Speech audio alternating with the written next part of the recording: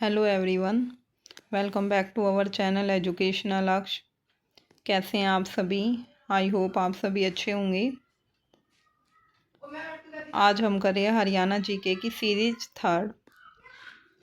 ठीक है, जो मेनली तो सीईटी मेंस के लिए हैं और ये एचएससी की जितनी भी परीक्षाएं हैं सभी में हरियाणा जीके पूछी जाती है, सभी के लिए इम्पोर्टेंट क्लास है। आज का हमारा फर्स्ट क्वेश्चन है, नेकचंद सैनी किसके साथ जुड़े हुए हैं? फर्स्ट है रॉक गार्डन मूर्तिकला उद्यान से।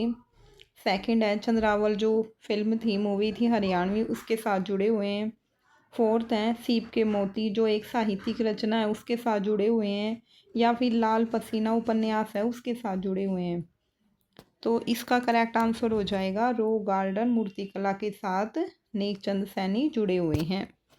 फर्स्ट इसका करेक्ट आंसर है। हर क्वेश्चन के साथ मैंने जो 4 ऑप्शन है सभी की डिटेल दी है, ताकि ये क्वेश्चन के साथ आपके 4 क्वेश्चन तैयार हो जाएं। तो नेक्स्ट है, हरियाणा की पहली जो सुपर हिट फिल्म थी वो कौन सी थी भाई? चंद्रावल, जो 1984 में आई थी। चंद्रावल मूवी के बारे में ये क्वेश्चन भी आ सकता है, कब आई थी चंद्रावल मूवी? 1984 में।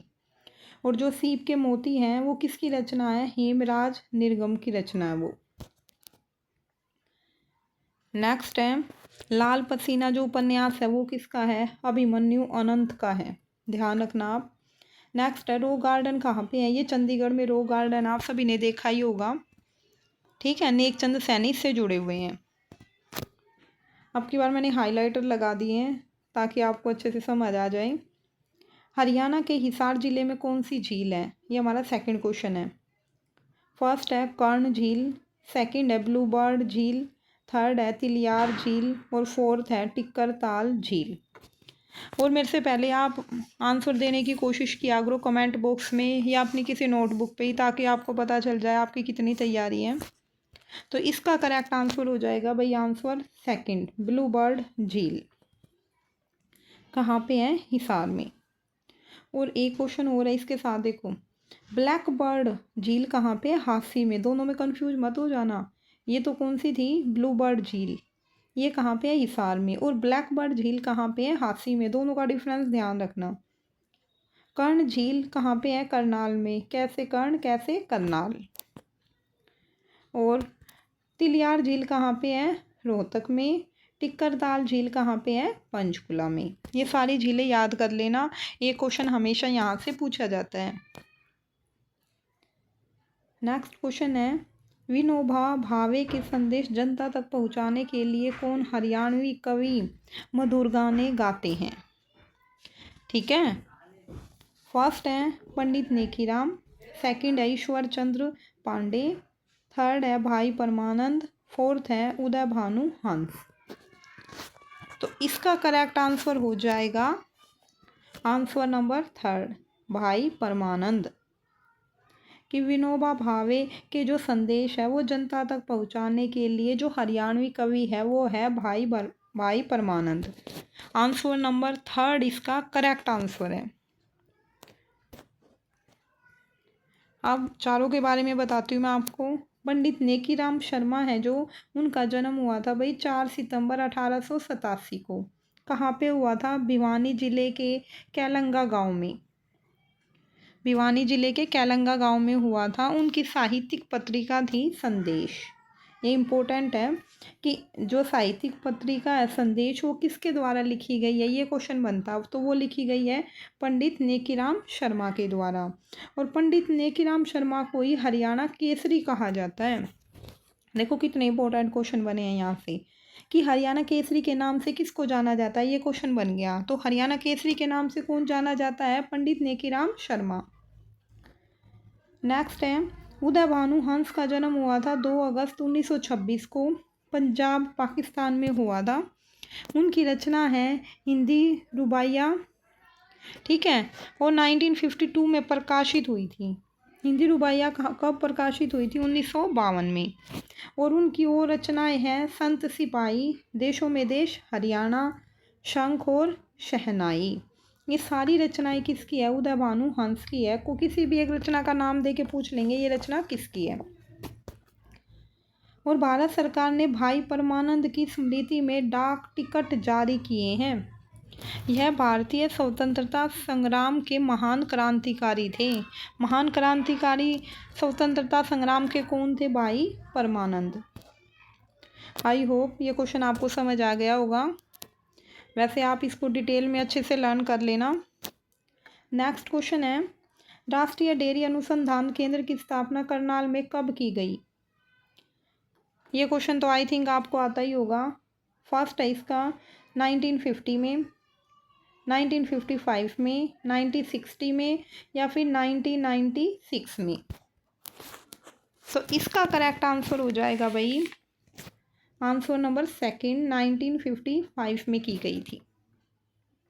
ये क्वेश्चन पूछा भी गया है पहले कि राष्ट्रीय डेयरी अनुसंधान केंद्र की स्थापना कहाँ की गई? करनाल में। क्वेश्चन कब की गई? 1955 में। ठीक है, देखो नेशनल डेयरी रिसर्च इंस्टीट्यूट, पहले इसकी स्थापना 1923 में की गई थी बेंगलुरु में। ठीक है, बाद में 1955 में इसे बेंगलुरु से करनाल स्थानांतरित किया गया था। नेक्स्ट है, सैड पाइपर नामक स्थल कहाँ पर है? फर्स्ट है रेवाड़ी में, सेकंड है बरवाला में, थर्ड है खोखरा कोट में और फोर्थ है मिताथल में। तो इसका करेक्ट आंसर हो जाएगा answer number first, Rewari. Barwala ये कहाँ पे है? हिसार में। खोखरा कोट है रोहतक में और मिताथल है भिवानी में। नेक्स्ट क्वेश्चन है, वर्ष 1924 में जमींदार लीग की स्थापना किसने की? फर्स्ट है चौधरी देवीलाल ने, सेकंड है चौधरी बंसीलाल ने, थर्ड है चौधरी छोटू राम ने और फोर्थ है बाबू दयाल शर्मा ने। तो आप इसका आंसर देने की कोशिश कीजिए पहले। तो इसका करेक्ट आंसर हो जाएगा answer number third, Chaudhary Chhotu Ram. ठीक है, आंसर नंबर थर्ड इसका करेक्ट आंसर है। चौधरी छोटू राम ने जमींदार लीग की स्थापना की थी। अब नेक्स्ट है, चौधरी देवीलाल का संबंध कहाँ से है भाई? सिरसा से। और 1989 से 1991 तक ये भारत के प्रधानमंत्री रहे हैं। और चौधरी बंसीलाल का संबंध है गोलागढ़ गांव भिवानी से। उन्हें आधुनिक हरियाणा का निर्माता कहा जाता है। उन्होंने हरियाणा विकास पार्टी की स्थापना की थी। ठीक है, बंसीलाल के बारे में कई बातें हैं। उनका संबंध है भिवानी से, गोलागढ़ उनका गांव है। उन्हें आधुनिक हरियाणा का निर्माता कहा जाता है, ये भी ध्यान रखना। और उन्होंने हरियाणा विकास पार्टी की स्थापना की थी। किसने? चौधरी बंसीलाल ने। बाबू दयाल शर्मा का संबंध कहाँ से है? रेवाड़ी से। 1952 में कांग्रेसी टिकट पटौदी क्षेत्र से पंजाब विधानसभा के सदस्य चुने गए थे ये। और नेक्स्ट है, किसानों के मसीहा दीन बंधु चौधरी छोटू राम। यहाँ से क्वेश्चन बनता है कि किसानों के मसीहा किसको माना जाता है? किसको माना जाता है? दीन बंधु चौधरी छोटू राम को। उन्होंने 1924 में जमींदार लीग की स्थापना की थी। छोटू राम का संबंध गढ़ी सापला गांव रोहतक से है। वर्तमान में सापला का नाम बदलकर छोटू राम नगर कर दिया गया है, ये भी ध्यान रखना। भगत पूरणमल का मेला गुरुग्राम के किस स्थान पर आयोजित किया जाता है? फर्स्ट है कासन, सेकंड है खोरी, थर्ड है इस्लामपुर, फोर्थ है मुबारकपुर। ठीक है, तो इसका करेक्ट आंसर हो जाएगा आंसर नंबर फर्स्ट, कासन में। ठीक है, और खोरी में अप्रैल माह में शाह चोखा का मेला लगता है। इस्लामपुर में भादो महीने की नवमी को गोगा पीर का मेला लगता है। मुबारकपुर में मार्च माह में बुध माता का मेला लगता है। और कासन में भगत पूरणमल का मेला सितंबर में लगता है, ये भी ध्यान रखना। कासन में भगत पूरणमल का मेला लगता है और कब लगता है? सितंबर में। ये सभी के मंथ भी याद रखने हैं आपको, मंथ से भी क्वेश्चन पूछ लेते हैं। ठीक है, कि जैसे पूछ लेंगे मुबारकपुर में बुद्धो माता का मेला कब लगता है, कौन से महीने में लगता है, तो आपको पता होना चाहिए मार्च में लगता है। नेक्स्ट है ख्वाजा ख्विज का मकबरा जिसे इब्राहिम लोदी ने बनवाया था किस नगर में है? फर्स्ट है नारनौल, सेकंड है सोनीपत, थर्ड है पानीपत और फोर्थ है हिसार। तो इसका करेक्ट आंसर हो जाएगा आंसर नंबर सेकंड सोनीपत। ठीक है। और इब्राहिम सूरी का मकबरा कहाँ पे है? नारनौल में। बू अली शाह कलंदर की दरगाह और हाली की दरगाह कहाँ पे है? पानीपत में। 40 हाफिज का मकबरा कहाँ पे है? हिसार में।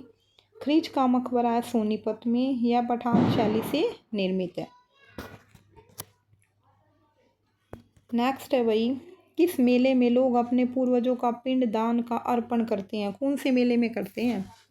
ठीक है। फर्स्ट है सूर्य ग्रहण मेला, सेकंड है सूरज कुंड मेला, फोर्थ है बाबा मस्तनाथ मेला, थर्ड है बाबा मस्तनाथ मेला और फोर्थ है पेहोवा का मेला। तो इसका करेक्ट आंसर हो जाएगा पेहोवा का मेला, आंसर नंबर फोर्थ। देखो सूर्य ग्रहण मेला भी कुरुक्षेत्र में लगता है, आपको पता ही होगा। यह मेला पूरे भारत में बहुत ज़्यादा फेमस है। अनेक राज्यों से लोग यहाँ आते हैं और सूर्य ग्रहण पेहोवा के दिन यह मेला लगता है। ठीक है। ग्रहण के दिन यह मेला लगता है, ये यहाँ पे प्रिंट गलत हो गया। नेक्स्ट है सूरज कुंड मेला कहाँ पे लगता है? फरीदाबाद में। ध्यान रखना सूर्य ग्रहण मेला तो कुरुक्षेत्र में लगता है और सूरज कुंड का मेला लगता है फरीदाबाद में। पूरे भारत के शिल्पकार और कलाकार इस मेले में आते हैं। नेक्स्ट है बाबा मस्तनाथ का मेला फरवरी मार्च में रोहतक जिले के बोहर नामक स्थान पर आयोजित किया जाता है। बाबा मस्तनाथ का मेला कहाँ पे लगता है? बोहर नामक स्थान पे, जो कहाँ पे है? रोहतक में। फरवरी मार्च में लगता है। मस्तनाथ यूनिवर्सिटी भी है ना अब रोहतक में। ठीक है। लिखा जाएगा भाई पेहोवा। ठीक है। पेहोवा का मेला कुरुक्षेत्र जिले में पेहोवा नामक स्थान पर लगता है। ठीक है। उस मेले में लोग अपने पूर्वजों का पिंड दान का अर्पण करते हैं। पेहोवा को हरियाणा का गया भी कहा जाता है, ध्यान रखना ये भी।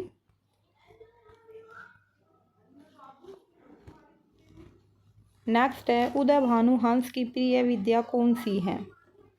फर्स्ट है उपन्यास, सेकंड है संस्कृत गद्य, थर्ड है काव्य लेखन और फोर्थ है पत्रकारिता। तो इसका करेक्ट आंसर हो जाएगा आंसर नंबर थर्ड काव्य लेखन। उदय भानु हंस का जन्म हुआ था 2 अगस्त 1926 को पंजाब पाकिस्तान में। यह हरियाणा के राज्य कवि थे। यह रुबाई सम्राट के रूप में लोकप्रिय थे। यहाँ से क्वेश्चन बनता है कि रुबाई सम्राट के रूप में कौन लोकप्रिय थे? कौन थे भाई? उदय भानु हंस। और उनकी रचनाएं हैं रचनावली, भेड़ियों के ढंग, हंस मुक्तावली, संत सिपाही, देशों में देश, हरियाणा। ये सारी रचनाएं किसकी है? उदय भानु हंस की। आई होप आज की क्लास आपको अच्छी लगी हो तो like share and subscribe my channel. ठीक है। आगे की वीडियो आपको मिल जाएंगी अगर आप इस चैनल को सब्सक्राइब कर लेंगे। और इसकी PDF का लिंक मैंने डिस्क्रिप्शन में डाल दिया है, वहाँ से ले लेना। Thank you again.